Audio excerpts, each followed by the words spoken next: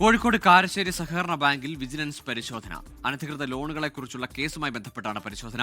Sameer C മുഹമ്മദുണ്ട് വിവരങ്ങളുമായി. സമീർ, കാര്യമായ പരാതികൾ ഈ സഹകരണ സംഘത്തിനെതിരെ ഉണ്ടോ?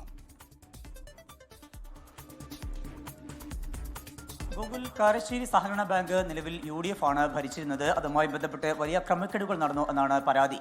അതിൽ ഏറ്റവും പ്രധാനപ്പെട്ട കാര്യം, അതിന്റെ ഡയറക്ടേഴ്സ് അറിയാതെ ചെയർമാൻ NK അബ്ദുറഹ്മാൻ നിരവധി പേർക്ക് ലോണുകൾ നൽകി എന്നുള്ളതായിരുന്നു പ്രധാനപ്പെട്ട പരാതി.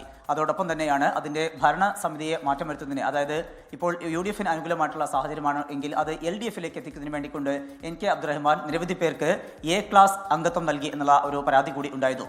അങ്ങനെ അതുമായി ബന്ധപ്പെട്ട് രാത്രി സമയങ്ങളിൽ പോലും ബാങ്ക് പ്രവർത്തിച്ചു എന്നും അതുമായി ബന്ധപ്പെട്ടുള്ള പരാതികൾ പറയുന്നുണ്ടായിരുന്നു. അത്തരം സാഹചര്യത്തിലാണ് പിന്നീട് ആ ബാങ്കിന്റെ പ്രവർത്തനങ്ങളെ അത് ഒരു പ്രത്യേക അഡ്മിനിസ്ട്രേഷൻ കീഴിലേക്ക് കൊണ്ടുവരികയും അങ്ങനെ അതിന്റെ പ്രവർത്തനങ്ങൾ ആ വിധത്തിൽ തന്നെ തുടരണം എന്നുള്ള നിർദ്ദേശവും ഹൈക്കോടതി നൽകുകയും ചെയ്തിരുന്നു. ഇതിന് പിറകെയാണ് ഇപ്പോൾ ഇവിടെ വിജിലൻസിന്റെ പരിശോധന നടന്നുകൊണ്ടിരിക്കുന്നത്. ഏറ്റവും പ്രധാനപ്പെട്ട കാര്യം ഈ ലോണുകളുടെ സ്ഥിതി വിവരങ്ങൾ അറിയുക എന്നുള്ളത് തന്നെയാണ്. അതോടൊപ്പം തന്നെയാണ് NK അബ്ദുറഹ്മാൻ നടത്തിയിട്ടുള്ള ക്രമക്കേടുകൾ സംബന്ധിച്ചുള്ള കാര്യങ്ങൾ അറിയുക എന്നുള്ളതുമാണ് ലക്ഷ്യമിടുന്നത്. അതിന്റെ ഭാഗമായിക്കൊണ്ടാണ് ഇപ്പോൾ വിജിലൻസിന്റെ പരിശോധന. അതിനുശേഷം ഇതുമായി ബന്ധപ്പെട്ടുള്ള റിപ്പോർട്ട് സർക്കാരിനും അതുപോലെ തന്നെ ഹൈക്കോടതിയിലും സമർപ്പിക്കും എന്ന കാര്യമാണ് വിജിലൻസിൽ നിന്ന് നമുക്ക് ലഭ്യമാകുന്നത്. ശരി, സമീർ സി മുഹമ്മദാണ് വിവരങ്ങൾ നൽകിയത്. കോഴിക്കോട് കാരശ്ശേരി സഹകരണ ബാങ്കിലാണ് വിജിലൻസ് പരിശോധന.